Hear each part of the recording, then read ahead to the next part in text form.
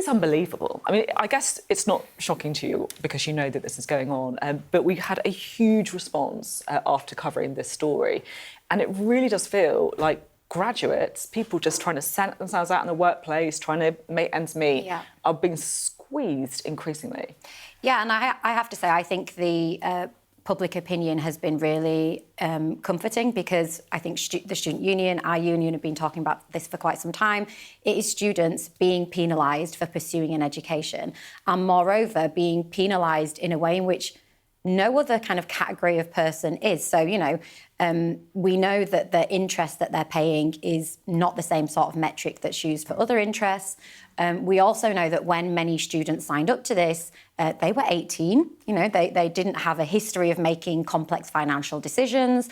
And they were also told that their payments would stay stable, that they would rise with increases in wages, and Just that hasn't happened. That's something that came up so much in our discussion. People say, oh, yeah, my school, when I was going to university, they said, yeah, it's fine, you won't even notice the payments, it's not a big deal. It's that advice almost, isn't it? Yeah, and you know, there are some people who I think have been more cynical online who've been comparing this to, well, you took out a contract and you knew what you were taking out. That isn't true. I think things have shifted for them. I think the comparisons to a mis-selling scandal are accurate.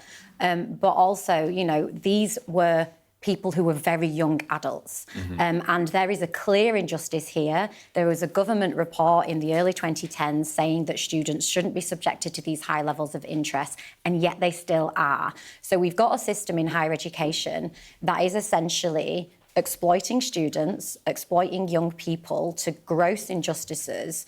It's playing out in really problematic ways for higher education as well. We've got chronic underfunding and a big crisis. There's obviously lots of factors that have led to this. One that you pointed at is that we saw inflation spike, you know, 11% of obviously we saw in 2022, and wage growth hasn't kept up with that, obviously creating an imbalance, and lots of other factors as well. There is now, I think, a limit for those on phase two plans at sort of 7% interest rate. Yeah. But even that raises the question, you know, we think of taking out our mortgages and we think, oh, 7%, I'm not sure I'd go ahead with it. And why should students, they've had the cap imposed, but surely a cap should just be a much lower, 5% or even 3%. Yeah, I mean, and they have been, and I completely agree with your point. I think there's another issue that needs raising here, which is, you know, this is presented as a tax, and tax falls on everybody fairly and the same. However, and there is a really regressive element to what happened to Plan 2 loan takers, is that if you were in a position, or your parents were in a position, to pay your fee up front, you haven't paid this tax. There is no other tax where if you can pay the lump sum up front, you get out of your lifetime of tax. So there is an injustice here beyond the kind of the surface level. Just very quickly, because we haven't got much time left, do you think this is going to impact Labour? Do you think you're going to see young people switching, perhaps, away from Labour? I think the duty is now on Labour to offer forward an equitable solution. So, yes, whether this isn't Labour's fault, they've inherited this system, but Labour talk about education as a public good. They've inherited a total crisis from the Tories. We've got 15,000 job losses, 4,000 course closures in higher education. So I think combined with this fees and interest scandal, yes, Labour have to act or it will impact them. We mentioned capping the interest rates more as an option that I think a lot of people think sounds quite reasonable. Also, at the moment, loans are forgiven altogether if you failed to pay them off by the age of 50.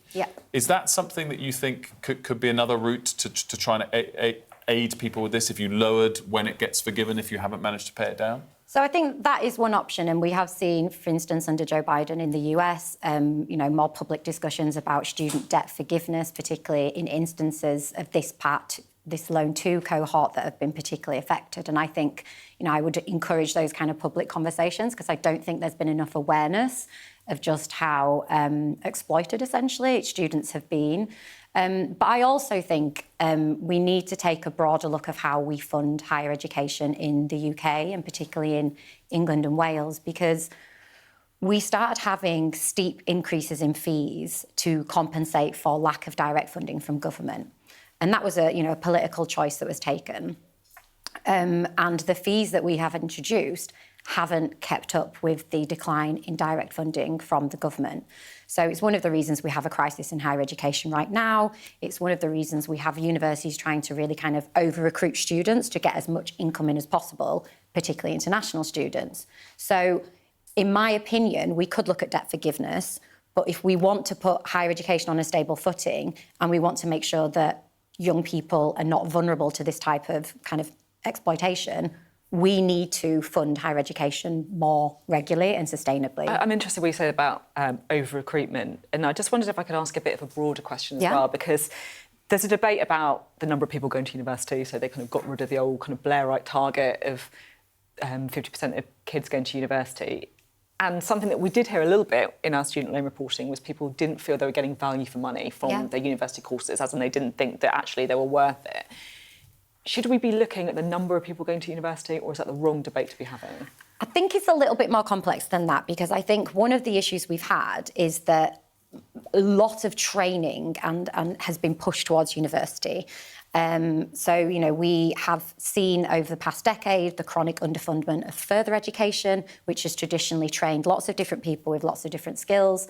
And, you know, we need to see more investment in that. So I don't necessarily think it's about too many people being encouraged to go to university, but when you take into context that we've had the explosion of fees and the university being made more of a corporate entity, then, yeah, I think it's completely understandable that students feel shortchanged, that they feel that they have been put in lecture theatres with hundreds and hundreds of other students, because they have, because universities as a income revenue strategy has been kind of pile them high and get as many students through the door as possible. So the fees regime that we have, the model that we have, is broken. It's broken in terms of it saddles students with, you know, a lifetime of debt. It's broken in that the Treasury actually doesn't recoup most of the money, so it doesn't work on its own merits.